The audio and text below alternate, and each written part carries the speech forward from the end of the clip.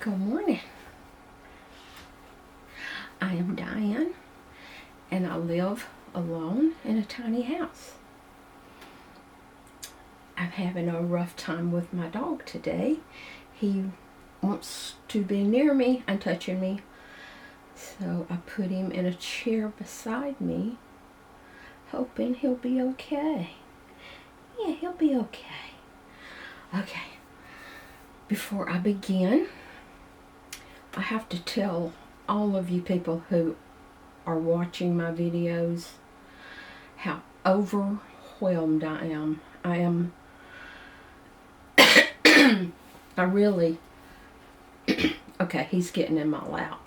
He just, come on, just come on, come on. He's so heavy. Come on, he's a little dog, but he's heavy. Come on. Anyway, I'm so sorry. But I am overwhelmed to the moon and back. I mean, I couldn't even sleep last night. 30,000 views on one video. I'm blown away. And I'm so appreciative. This is my third try at YouTube. And it looks like this time maybe I can stay. Again, I'm so appreciative. And I don't make it a habit to ask people to subscribe, because I thought no one ever would. But I have received over 1,000 subscribers. Thank you so much. Thank you so much. I am deeply appreciative. You have no idea. So thank you, thank you, thank you. And I hope you keep watching my videos. And if you're like on a phone and you can't find the subscribe button, at the end, if you see my dog's face, just click on it and you can subscribe there. I appreciate it. And I'm loving your comments. I'm loving them. Thank you. You've made this old woman feel so good. So good. I just can't tell you. I have to tell you that my mind is so blown that I have written down exactly what I have to say, and I'm not even sure that I can read it and make sense of it, because I keep saying overwhelmed, but I am. That's what I am. I'm overwhelmed by it, and appreciative. Okay, I've said enough, but thank you. Okay. I do live in a tiny house on my own, by choice, and I'm basically alone by choice. I even sold my car. I have no desire to leave the property to go anywhere. And I'm not totally secluded. I don't want you to think, poor me, living out in the middle of nowhere, or totally on her own. I'm not secluded. I see the UPS man twice a week, probably. And I have an associate that works with me that I see a couple of times a week, probably. And my children, I'd have to tell you, explain it. And I'm going to try to explain it in the most simple way, hoping that you understand why I'm alone. Now, I talk to my children on the phone or with text. I would say once or twice a month. You know, I'm in touch. Of course, we all have Facebook. I can see what most of them are doing on Facebook. It's not like I'm disconnected to them or anything. But I'm going to try to explain why I prefer to live alone. Now, I love it when they come one-on-one. I can visit with each family and their children. That's great. That happens maybe twice a year. Of course, my daughter's, I live in her backyard, so I see her more than the others. But I still don't see her a lot. You'd think I would, but I don't. She's very busy, and so am I. So, okay. I I say okay a lot too. I remember in my childhood, I had a large family. I mean, like 74 people. And there were dinners, really, I would say 10 to 12 people ate at my grandmother's house daily, on a daily basis. She cooked this big dinner every day. My first husband and I we went to college in town, and when we got out of college, we'd go over there and eat dinner. I mean, every day. Every day. Most people did that worked in town. They'd get off for lunch. They'd go to Mama's house for lunch, right? I don't know how she did it, but she did. And after years and years of that, her daughters decided that was too much for her and that everybody needed to quit coming and freeloading off of her. So she stopped cooking because no one came to eat. And she was devastatingly sad. So sad. And then she had to talk with her daughters. This is my life. This is what I do. This is what I want to do. So she went back to cooking, which made a lot of people happy. And she'd have leftovers, a little bit, and that's what she and her husband would eat for dinner. So one big meal a day. But she loved it. That's what she did. Always had sweets. It was wonderful.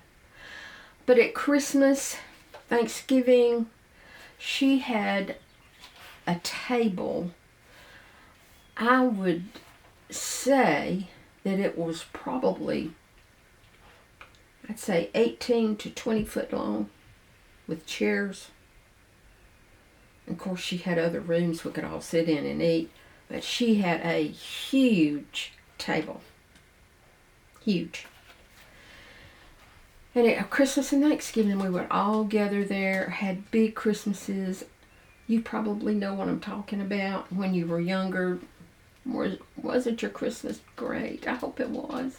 It's such a wonderful memory for me. We had great times. Well, that's what I wanted for my kids. That's what I wanted for my kids. So I had 4 children. And that's what I had every year for my kids with my parents. We'd go to their house, then they'd come to our house, and it was just a wonderful time. And then as my kids grew older, they got married, started having children, and then my house became this huge family gathering. There was probably 18 of us. Few stragglers along, different friends of the grandkids and stuff. But we had a good time. I remember just sitting around the table after everybody ate, and we'd just sit there for 2 or 3 hours. And the kids just talking. And I just loved it. Just sat back and watched it all happen. There are several of my children and grandchildren who are funny as crap. I mean, they're funny. So they just livened up the party, made everything great. Well, my grandson, I know if you've seen my videos, you know my grandson Kurt passed away from a drunk driver. Devastated us all. He was also one of the funny ones. He had a dry humor. He would say the funniest things, and the whole room would just erupt with laughter. I'm telling you, I was blessed that all of my children still wanted to be around each other and have fun with their families. I mean, some people don't have that. And I knew that I was blessed by it. I knew it. Well, when Kurt died, it was in May 2017. So the closer, now he's whining, he jumped down. He thinks, he doesn't understand that I'm talking to no one. He thinks, why are you talking? What do you want me to do? So he's going to stand here and whine. May I say something about the dogs right now? I have had this little controller thing that If they barked, I could push a button and they would quit barking. Well, there were several people that didn't like that. One person especially was very mean to me. She did not like that. Okay, I get that. I threw it away. Not going to use it anymore. It did not shock them. It just, I don't know what it did. It just got their attention. But I threw it away and I won't use it anymore. So if they bark, they're just going to bark. And we're going to have to deal with it. So I just wanted to warn you about that. Okay, back to what I was saying. And I have no idea where I was. I'm trying, y'all. Y'all have blown my mind. Okay. Okay, so after Kurt passed, the next holiday was Thanksgiving. Well, my daughter Ashley, now she's divorced. And she said, I don't want to be in town. I just don't want to be anywhere in town for the holiday, for Thanksgiving. And I said, what do you want to do? And she said, I just want all of us to go to Florida and just, all be together, but not celebrate a holiday. I said, okay. So we talked to everyone. Everybody, sure, we'll all go. We all went to Florida, to the beach, in our own cars. And we would, text and meet up at different restaurants for dinner and stuff like that to be together. Excuse me. So that's what we did on the first Thanksgiving. And I remember like it was yesterday. The first night that we walked into a restaurant, we had a table reserved, just a normal restaurant, but we reserved the space because there were so many of us. And Ashley and I were together. I went with her. And we walked in. I'm sorry. Everyone was sitting around the table. And Kurt wasn't there. So hard. Now, I'm looking at this as I'm walking in the restaurant. And I just could not control myself. I was taking deep breaths. Tears were running down my face. I knew I was in public. I had to control myself. So I sucked it up. Sat down. That was the hardest meal I've ever tried to get through.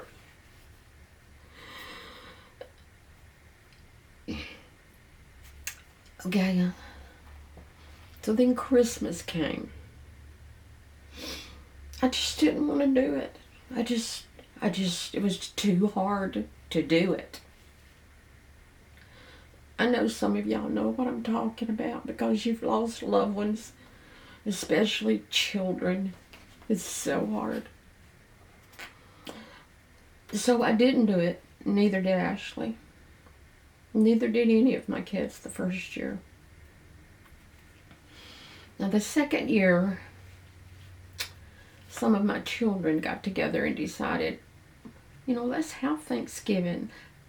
Let's have Christmas for us and our kids. And if they can't come, then they can't come yet. Talking about me and Ashley. So they had Thanksgiving at one home, Christmas at another. We still couldn't go. Third time, they did it again. We still did not go. Now on the fourth year, Ashley and I decided we needed to join our family.